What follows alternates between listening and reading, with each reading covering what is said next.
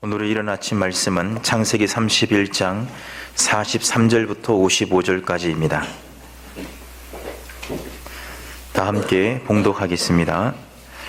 라반이 야곱에게 대답하여 이르되 딸들은 내 딸이요 자식들은 내 자식이요 양떼는 내 양떼요 내가 보는 것은 다 내 것이라. 내가 오늘 내 딸들과 그들이 낳은 자식들에게 무엇을 하겠느냐. 이제 오라. 나와 내가 언약을 맺고 그것으로 너와 나 사이에 증거를 삼을 것이니라. 이에 야곱이 돌을 가져다가 기둥으로 세우고 또 그 형제들에게 돌을 모으라 하니 그들이 돌을 가져다가 무더기를 이루매 무리가 거기 무더기 곁에서 먹고 라반은 그것을 여갈사도다라 불렀고 야곱은 그것을 갈레시라 불렀으니 라반의 말에 오늘 이 무더기가 너와 나 사이에 증거가 된다 하였으므로 그 이름을 갈레시라 불렀으며 또 미스바라 하였으니 이는 그의 말에 우리가 서로 떠나 있을 때에 여호와께서 나와 너 사이를 살피시옵소서 함이라. 만일 내가 내 딸을 박대하거나 내 딸들 외에 다른 아내들을 맞이하면 우리와 함께할 사람은 없어도 보라 하나님이 나와 너 사이에 증인이 되시느니라 함이었더라. 라반이 또 야곱에게 이르되 내가 나와 너 사이에 둔 이 무더기를 보라. 또 이 기둥을 보라. 이 무더기가 증거가 되고 이 기둥이 증거가 되나니 내가 이 무더기를 넘어 내게로 가서 해하지 않을 것이요 내가 이 무더기 이 기둥을 넘어 내게로 와서 해하지 아니할 것이라. 아브라함의 하나님 나홀의 하나님 그들의 조상의 하나님은 우리 사이에 판단하옵소서 하며 야곱이 그의 아버지 이삭이 경외하는 일을 가리켜 맹세하고 야곱이 또 산에서 제사를 드리고 형제들을 불러 떡을 먹으니 그들이 떡을 먹고 산에서 밤을 지내고 라반이 아침에 일찍이 일어나 손자들과 딸들에게 입맞추며 그들에게 축복하고 떠나 고향으로 돌아갔더라. 아멘. 저와 여러분들이 이 야곱의 밧단 아람 세월에 대해서 오랫동안 묵상을 하고 있습니다. 성경에서는 불과 29, 30, 31장 석장에 걸쳐 나타납니다만 저는 이 밧단 아람의 세월을 굉장히 중요하게 여깁니다. 이유가 뭐냐면 바로 이 밧단 아람 속에 야곱이 이스라엘로 바뀌어 나가는 결정적인 비밀이 들어있기 때문입니다. 야곱과 라반이 이제 20년간의 동거, 그것도 불편한 동거를 마치고 하나님의 새로우신 부르심을 따라서 밧단 아람 땅을 떠나고 두 사람이 헤어질 때가 되었습니다. 자기를 해치려고 추격해온 이 라반에게 야곱이 격한 말로 자기가 어떻게 지난 20년 동안 그 외삼촌 라반을 섬겼는지 그 집을 돌보았는지에 대해서 말을 합니다. 20년 만에 처음으로 입을 떼었던 것입니다. 야곱을 더 이상 코너로 몰고 갈 수 없다는 것을 알게 된 이 라반이 제안을 합니다. 44절에 보면 이제 오라. 나와 네가 언약을 맺고 그것으로 너와 나 사이에 증거를 삼을 것이니라. 언약을 맺자고 얘기를 한 것입니다. 니크레타 베리트, 그래서 하나님과 하나님 백성 사이에 언약을 맺는 것은 카라트 베리트라 그랬죠. 그거는 좀 다른 것입니다. 동등하게 서로 약속을 체결하는 거예요. 그래서 돌을 가져다가 세우고 돌 밑에서 약속을 하고 제사를 지낸 후에 두 편이 공동 식사를 함께하는 것으로 식이 진행이 되게 됩니다. 라반이 왜 뜬금없이 언약을 맺자라고 했을까? 아마도 라반은 이 야곱 자신에 대해서 부담을 느꼈던 것 같습니다. 야곱이 나중에라도 20년 동안 자신이 받았던 그 상처와 아픔에 대해서 앙심을 품고 자기에게 쳐들어오면 어떻게 하는가 하는 부담을 느꼈던 것 같아요. 그래서 그 경계선 상에서 넘어가지도 말고 넘어오지도 말자고 그렇게 약속을 맺자 그러죠. 그만큼 이 야곱이 강성해졌다는 것을 뜻하기도 합니다. 야곱의 존재 자체가 다른 사람에게 강력한 존재감을 주는 사람으로 지난 20년 사이에 바뀌었다는 거지요. 라반으로서는 제가 볼 땐 굉장히 지혜로운 처신입니다. 사람임에도 불구하고. 여러분, 이 31장에 나오는 이 계약식은 우연히 만난 두 사람의 인생이 이 크로스 되어 나가는 바로 그 접점에 해당됩니다. 라반은 아직 느끼지 못하고 있습니다만 야곱이 떠난 자기 집안에서 앞으로 어떤 일이 일어날지 그는 상상하지 못합니다. 야곱이 지난 20년 동안 라반의 집을 선한 청지기가 되어서 구석구석 돌봐 주었습니다. 그래서 부가 축적되었었습니다. 자연히 야곱이 집안의 모든 대소사를 돌봤기 때문에 아마도 성경에는 나오지 않지만 그의 아들들이 얼마나 책임감을 가지고 아버지의 재산을 관리했을까 의문을 품을 수 있지요. 더군다나 하나님께서 야곱과 함께 계셨기 때문에 야곱이 돌보았던 그 모든 것들을 형통케 해주셨어요. 야곱이 떠난다는 것은 야곱과 함께한 하나님도 그 자리를 떠난다는 거죠. 물론 하나님의 일반적인 섭리와 은총은 라반에게도 깃들어 있을 것입니다만 야곱 때문에 특별하게 주셨던 은총은 이제 서서히 손길을 거두게 되는 것입니다. 시간이 지나면서 집안 사람 사이에서 재산을 놓고 싸움이 벌어질 수도 있고 여러 가지 인간적인 일들이 이제는 일어나게 되면서 라반의 집은 서서히 잠식되어 가겠지요. 반면에 이제부터 야곱은 그야말로 두 날개를 단 독수리처럼 하늘을 향해서 솟구쳐 나가는 것입니다. 지난 20년 동안의 영적인 활주로, 인생의 활주로가 이 밧단 아람 땅에서 만들어졌던 것입니다. 빈손으로 이곳에 들어온 자가 어느새 부와 재산을 가지고 11명의 아들들과 4명의 아내를 거느린 족장이 되었다. 그런데 그가 유력해지는 이 과정은 지극히 서서히 그리고 자연스러운 모습으로 나타났습니다. 여기에 보면은 어떤 기적도 갑작스러운 변화도 보이지를 않아요. 야곱이 땅을 파다가 일확천금을 얻었다는 얘기가 없습니다. 오늘 우리로 치면 몇십억짜리 주택복권에 기도했더니 하나님이 은혜를 주셔서 당첨됐다, 이런 것이 아닙니다. 야곱의 인생 속에 나타난 이 밧단 아람의 세월 속에서 야곱이 유력한 사람으로 빚어져 가는 과정은 굉장히 우연스럽게 보이지 않는 작은 행운이 엮여서 나타나는 것처럼 보입니다.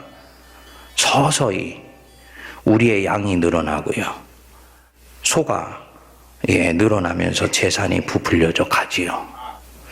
자신의 모습을 감추신 하나님이 보이지 않는 손길로 그의 인생의 뒤편에서 역사하셔서 이런 일들이 일어난 것입니다. 그러니까 하나님이 야곱을 위해서 움직이시고 계신 것입니다. 라반은 처음에는 이를 대수롭지 않게 여겼는데 시간이 지나면서 이 사람이 섬기는 하나님이 지금 저 야곱에게 축복을 주시고 있다는 것을 알게 되었지요. 그리고 그 야곱이 섬기는 하나님을 두려워하기 시작했습니다. 그러니까 여기서 또 한번 화평을 맺어야 될 이유를 발견한 것입니다. 저는 묵상을 하면서 저와 여러분들이 질문을 하나 던져보면 좋겠다 생각을 합니다. 하나님이 왜 야곱을 점점 유력하게 해주셨을까? 왜 거지로 이곳에 들어왔던 야곱을 점점 힘이 있는 자로 세워주셨을까? 하나님이 그를 본래 선택하셨기 때문에? 그렇지는 않아요. 택함 받았다는 것과 물질의 부라든지 세상의 명예까지도 함께 주시면서 그를 유력한 자로 세워주시는 것은 다른 문제입니다. 목사에게는요, 물질의 부를 주시지 않아요. 목사가 돈을 버는 은사가 있다면 땅을 보고 부동산이 앞으로 10년 뒤에 얼마나 뛸 수 있는지를 가늠하는 은사가 있다면 미안하지만 그거는 목사의 은사가 아닙니다. 예? 사람 각자에게 하나님이 은사를 주셨는데 목사에게는 물질의 부에 대한 은사를 주시지 않습니다. 사는데 크게 불편함이 없는 정도까지가 그의 최대치예요. 그러니까 목회자로서 제대로 섬기려면 물질이나 땅이나 이런 부분들에 대해서 탐을 내면 안 되지요. 근데 어떤 목사님 중에는 땅을 보면 거기서 10년 뒤 이게 얼마나 뛸지를 보는 분이 있다고 그렇게 얘기를 하더라고요. 저는 그 보는 그 영이 제대로 된 영인지 저는 확신하지 않습니다. 반면에 여러분, 평신도인 여러분들은 다릅니다. 여러분들에게는요, 하나님이 할 수만 있다면 부어주시고 싶어 하시고 맡기고 싶어 하시고 차고 넘치게 부으시기를 하나님이 원하세요. 이런 면에서는 그리스도인이 플러리싱하는 것은 하나님의 선하신 뜻이라고 할 수 있습니다. 근데 어떤 사람에게 이런 야곱이나 족장들에게 나타나는 이런 번성하는 은혜가 임하는가? 성경은 반복해서 얘기를 하지요. 뭐냐? 자기의 삶을 혹은 순간의 삶의 선택의 상황 속에서 그 선택을 하나님의 편에서 하는 사람, 자기 삶을 하나님 편에 세우는 사람, 이 사람 편에 하나님은 서주시고 동시에 그에게 당신이 가지고 계신 많은 것들을 맡기시기 시작하십니다. 어제 읽은 부분에서 보면 야곱이 20년의 세월을 회고하면서 외삼촌 앞에 황변을 쏟아놓지 않습니까? 이것은 두고두고 묵상할 부분입니다. 억울한 상황에 처한 사람, 정당하지 못하게 내가 고난받고 있다고 생각하는 사람이 그 고난의 한복판에서 어떻게 삶을 대해야 되는지를 전형적으로 보여주기 때문입니다. 이 야곱은 외삼촌의 양이 낙태하지 않도록 최선을 다하고 외삼촌이 보지 않는다 해서 그 외삼촌의 양을 잡아먹는 그런 속임수를 쓰지 않았다고 얘기를 했습니다. 도둑질을 당하면 자기 돈으로 변상을 하고 낮에는 더위와 밤에는 추위와 눈 붙일 겨를도 없이 보내었나이다. 외삼촌이 내 품삯을 10번이나 속였지만 나는 이때까지 외삼촌 앞에 입술을 열지 아니하고 묵묵히 그것을 감내했다. 하늘에 계신 내 하나님께서 나를 돌보시지 않으셨다면 나는 빈손으로 여기를 나갈 것이게 되었는데 하늘의 하나님이 내 고난과 내 손의 수고를 보시고 어젯밤에 외삼촌을 책망하셨나이다. 아주 멋진 말씀이에요. 42절 뒷부분이죠. 하나님이 내 고난과 내 손의 수고를 보시고 어젯밤에 외삼촌을 책망하셨나이다. 하나님 편에 자기 삶을 세웠던 것입니다. 그래서 내가 하나님 편에 서서 하나님의 방법대로 사니 하나님이 내 편 되어 주셔서 나를 이와 같이 빈손으로 돌려보내지 않고 하시고 내 수고에 응답하여 주셨다. 야곱이 유력해진 방법은 딱 하나 단순한 것이었습니다. 자신이 하나님 편에 서는 것입니다. 인간적인 방법을 쓰는 것이 아니었다는 거지요. 하나님의 방법을 썼다는 것입니다. 사랑하는 여러분, 인간적인 방법을 썼던 라반 깔아앉아가게 될 것입니다. 하나님의 방법을 끊임없이 선택하면서 살아갔던 야곱, 이제부터는 비상하게 될 것입니다. 저와 여러분들이 주님의 몸된 교회를 섬길 때, 세상을 살아갈 때 보이시지 아니하시지만 역사하시는 하나님의 은혜의 손길이 내 편이 될 수 있도록 자석처럼 잡아당기는 삶의 지혜가 임하게 되기를 축복드립니다. 그렇게 되려면 내가 하나님 편에 서야 되는 거예요. 하나님 제 편에 서 주십시오. 하나님 우리 편에 서 주시기를 원하세요. 그렇게 되려면 내가 먼저 주님 편에 서야 되는 거죠. 주님의 마음에 아리고 주님의 방법이 무엇인가를 먼저 물어야지 돼요. 그리고 세상은 우리에게 지혜라는 교묘한 가면을 쓰고 인간적인 방법을 선택해 나가도록 유혹하고 꾀를 내려고 하지만 우리는 그 부분들을 물리고 묵묵히 하나님의 방법을 선택해 나가는 이 삶의 진정한 지혜를 배울 수 있어야 되겠습니다. 개인과 공동체가 함께 유력하자가는 모든 방법들이 여기에 있는 거예요. 교회도 진정으로 유력해지기 위해서는요, 교회는 세상을 향해, 타자를 향해 열려 있을 때, 그것이 하나님이 그 교회를 유력하게 세우시는 방법입니다. 우리 것 먼저 챙기고, 우리 것 먼저 우습고, 그게 지혜 있는 것 같은데, 하나님은 그렇게 일하시지를 않는 것입니다. 야곱이 이 부분에 있어서 신앙에 이제 철이 들게 된 거지요.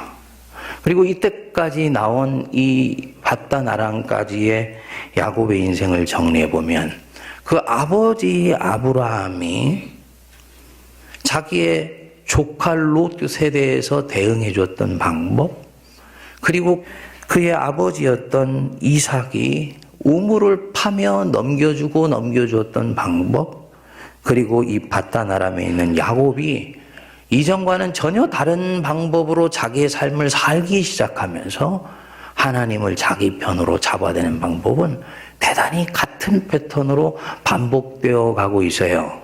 그리고 창세기는 여기에서 조금씩 마치 한 점으로 시작하였던 그 무엇인가가 그 족장들의 삶을 통해서 조금씩 확장되어 가면서 어떤 한 방향성을 가지고 이렇게 퍼져나가는 것을 볼 수가 있습니다. 그게 바로 뭐냐면 하나님의 나라와 하나님의 통치, 한 사람 속에 시작된 하나님의 통치가 세상의 방법과 왕과 권력자들의 칼과 총과 대포를 무력화시키면서 세상을 이겨나가는 놀라운 힘으로 나타나게 되고요. 그것이 이스라엘이라는 한 민족 공동체 속에서 하나님의 나라를 추구하게 되고, 그것이 시간이 지나면서는 하나님의 나라를 이루는 하나의 법과 전통으로서 율법이 만들어지게 되고, 마침내 그것이 흔들리게 되어졌을 때 우리 주 예수 그리스도를 이 땅에 보내셔서 하나님의 나라가 결정적으로 완성되는 마스터키를 우리 주님이 만백성들에게 딱 부어주시는 것입니다.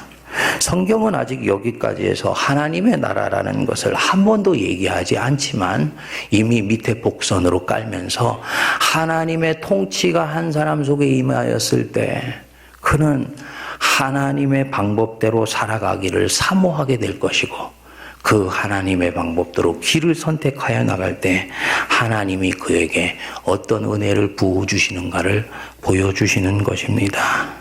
그 은혜가 저와 여러분들에게 임하게 되기를 주님의 이름으로 축복드립니다. 기도하겠습니다.